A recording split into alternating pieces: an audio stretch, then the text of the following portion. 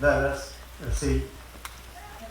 I've been asked to share a little dialogue with you folks in as much as you come from the four corners, literally, the information that you may not know. So bear with me. Let me begin by telling you that my earliest remembered attending a church, and this is the house of God, erected especially for this occasion,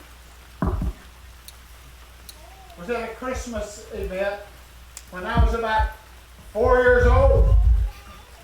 It was night before the days of electricity in that little country church. They had, Christmas tree was decorated so eloquently, and the candles were lit. Now to this day, brothers and sisters, I have no clue how they kept those lit candles on the tree without setting the tree afire. But that's another story for another time. They asked us children to come and stand in front of the Christmas tree and recite a little thing that they shared with us. And it goes something like this. Christmas tree, you look so bright and gay. I came up here to say a speech, but don't know what to say. During the ensuing 80 years, I have managed to overcome that language barrier and do have something to say. Welcome, brothers and sisters, to Ringwood Acres.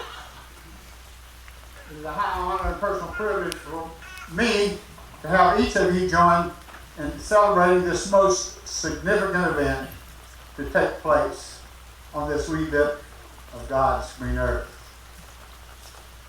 I attended my 27-year sabbatical with the United States Air Force in December 1978. Purchased this little farm. It was nothing but a wilderness, folks. You really had to cut your way through from the road this way. But we ultimately began carving what today is affectionately known as Ringwood Acres. This farm has many faces, but I shall share and mention only two. It was home to as many as 83 South African boer goats, full-blood registered short breed stock that I had the privilege of working with for several years. But the numbers outgrew me, and the task outgrew my ability to perform, so I sold out in 2008. And more importantly, become the central gathering place for intimate and extended family events. Let me interject at this juncture that many of you may not know that Tiffany and Ramon did not meet on Ringwood Acres. But at Ramon's home, Christmas Eve, New Year's Eve, 2012. Rumor has it that they were so busy dancing the night away that conversation was limited. So under the guise, listen to this, under the guise of looking for lost keys, Tiffany returned to Ramon's house the following day, and the rest is history in the making. Our best guess is somewhere in the neighborhood of 180 people have graced our entryway here this day. Family members and friends from 16 states, scattered from California to Maine and southward to Florida. They gather here for one purpose. That's to help celebrate the wonderful occasion that Tiffany and Ramon are about to undertake. They are overjoyed beyond words with the presence of so many family and friends gathered at the same place and at the same time. They declare their friendship and love that reaches out to each and every one of you. They're also aware that those who could not be with us for a variety of reasons, including those who have gone on to to a higher place. We know that Tiffany's grandparents, Robert and Lydia Lilligard, and her grandmother, Blanche Jenny Ring, along with Ramon's grandparents, Ramon Sr. and Anna Marie Lavoie, are smiling down us from above that higher place. Ramon's grandparents, John and Jessie Patton, who are long in tooth and guests of another time, could not be with us today. We wish them well in their golden years. And they are 90 what? 94. Yeah, 94, 96. There. They may be aged in numbers, but they're young at heart, and they send their love. Tiffany and I have been a very special bond over the next. I had to change my script, folks. I had 28, but she just suddenly turned 29 Wednesday. This necessarily necessitated a long-distance relationship, but we were always very close, and frequent occasions together were golden. A bond grew stronger as we matured together. Two things that have overshadowed all others. One, when she and Ramon became engaged, she called me and asked, "Grandpa, can Ramon and I get married at your farm?" Of course, my answer was a resounding yes. Earlier this year, she came to me with tears of joy in her eyes and said, "Grandpa, Ramon and I would like you to marry us. Will you?" After I got a hold of my heart and got it shoved back into my chest, I said, "Darling, I would consider it a high honor and personal privilege. Of course, I will be happy to officiate your wedding. I must confess that this will be the first for both of us." And now let's turn our attention just a wee bit to another component of why we're here. Let me share a little bit about Scripture with you. In God's Word we find in Genesis 2:24 that God instituted marriage as a sacred and covenant, and although the Bible makes no frequent reference to marriage, 42 times only, and wedding 19 times, but Scripture provides absolutely no roadmap, no guidelines, no template for weddings. So the good Lord said, "My children, that task is up to you." So we will stumble forward as we attempt to execute that task here this afternoon. We universally agree, at least I trust we universally agree, that Christians and non-Christians alike universally agree that heart and soul is the marriage. Heart and soul of marriage is love. Bear with me while I share with you what the Bible has to say about love. Now, I provided Tiff and Ramon a long list of references, biblical references to choose from, and they chose the book of Romans, chapter 12, verses 9 through 18. For you biblical scholars out there, you will know that the book of Romans is the most systematic of Paul's letters. He wrote this letter in preparation for his visit to Rome. The captioned verses I shall read focus on love.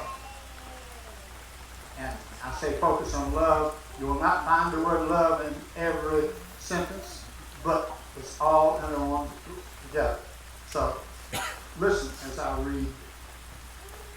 Love must be sincere. Hate what is evil. Cling to what is good. Be devoted to one another in brotherly love. Honor one another above yourselves. Never be lacking in zeal, and keep your spiritual fervor serving the Lord. Be joyful in hope, patient in affliction, and faithful in prayer. Share with people who are in need and practice hospitality. Bless those who persecute you and do not curse. Rejoice with those who rejoice. Mourn with those who mourn. Live in harmony with one another. Do not be proud, but be willing to associate with people of lower position. Don't be conceited. Do not repay anyone evil for evil. Be careful to do what is right in the eyes of everyone. If it is possible, as far as depends upon you, live at peace with everyone. Thank you, God, for that inspiring bit of scripture. Amen. And now we're going to shift gears, brothers and sisters, into the marriage ceremony. And it begins. Dearly beloved, we are gathered here today in the presence of God to join this man and this woman in holy matrimony. Who gives this woman to be married to this woman? You may shake the groom's hand and relinquish the bride and join your bride. Now, before we proceed, Tiffany asked me to share a very significant bit of information regarding her wedding rings. She is almost beyond words to share with you that her grandmother, Jenny Ring, bequeathed her wedding rings to her Tiffany. Tiffany wants the world to know how extremely proud she will be to wear her grandmother's wedding rings. I know, and this is her quote, I know Grandma must be smiling down on us. Thank you, Jenny. I love you with all my heart. Let us begin. Ladies and gentlemen, will all of you witness these vows, do everything in your power to uphold Ramon and Tiffany in their marriage, and your response should be in unison, we will! We will! Thank you. Tiffany and Ramon, you're already facing each other, so please join your right hands. Ramon, repeat after me. I, Ramon, take you, Tiffany, to be my wife. I promise before God and these witnesses to be your loving and faithful husband in plenty and in want, in joy and in sorrow, in sickness and in health, as long as we both shall live. Tiffany, please repeat after me. I, Tiffany, take you, Ramon, to be my husband. I promise before God and these witnesses to be your loving and faithful wife, in plenty and in want, in joy and in sorrow, in sickness and in health, as long as we both shall live. Now, Tiffany and Ramon were the principal architect of what you just heard them say. I gave them a skeleton, and they put meat on it, changed it to their liking, and well done, brothers and sisters. We move to the ring ceremony. Steph, Andre, will you please place the rings on the Bible?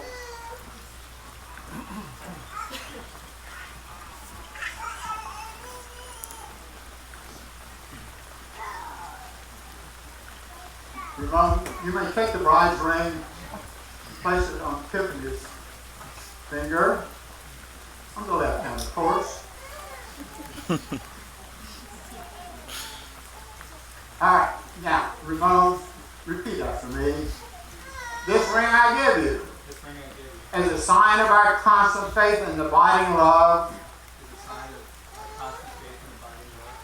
Let it be a symbol of my promise to you and a reminder of my never-ending devotion. Let it be a reminder that from now on, you shall not walk alone. My arms will be your shelter, and my heart will be your home. Heart? May God bless you always, and may you always feel deeply loved, for indeed you are. For indeed you are. I would be honored to call you my wife, my constant friend, my partner in all things, and you shall be the other half of my heart from this day forward. Tiffany, you may take Ramon's ring from the Bible and place it on Ramon's left hand.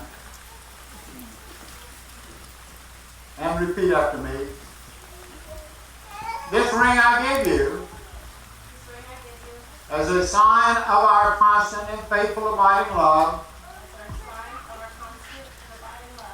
And it be a symbol of my promise to you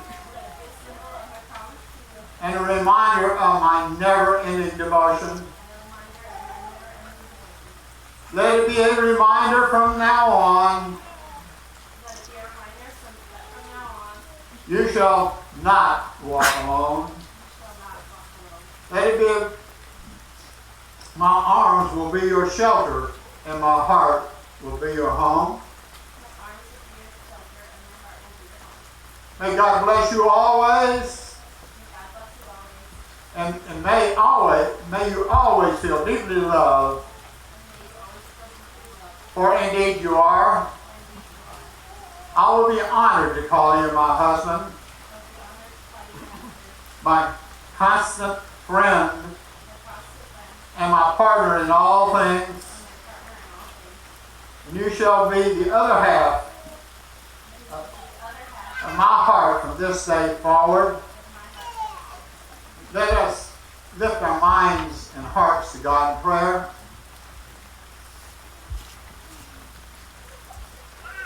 Almighty, merciful God, Creator of all things, we come to you with an outpouring of love and thanksgiving for bringing Ramon and Tiffany together.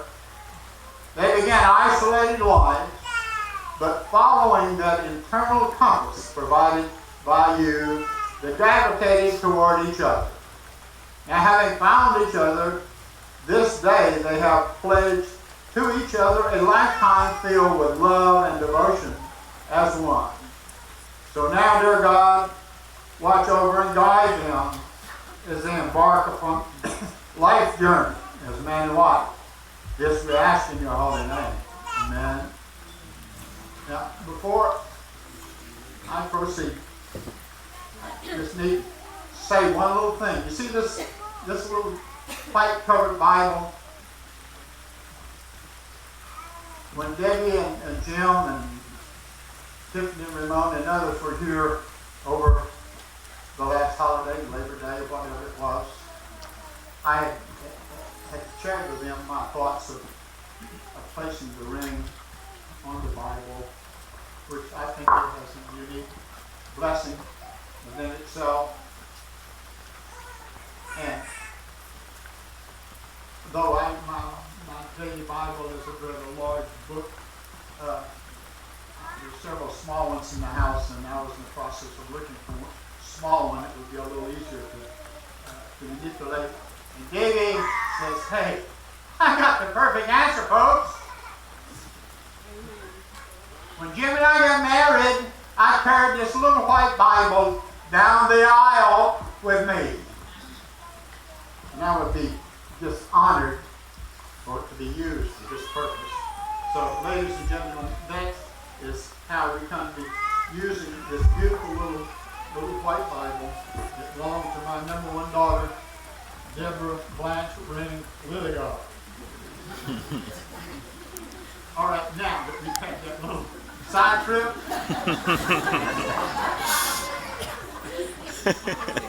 Ramon LeBoy III and Tiffany Nicole Lilliard, you have made solemn vows to each other in the presence of God and these witnesses.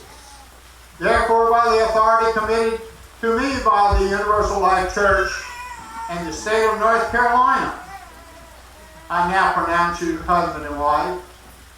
What God has brought together, let no man put asunder. And in just a moment, may you begin your marriage just as you began your relationship, by dancing the night away. Ramon, you may now kiss your bride.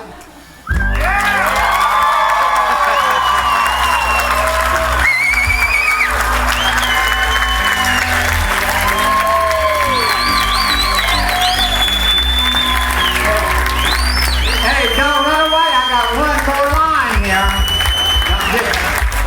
You can't get carried away now just because you just because you are.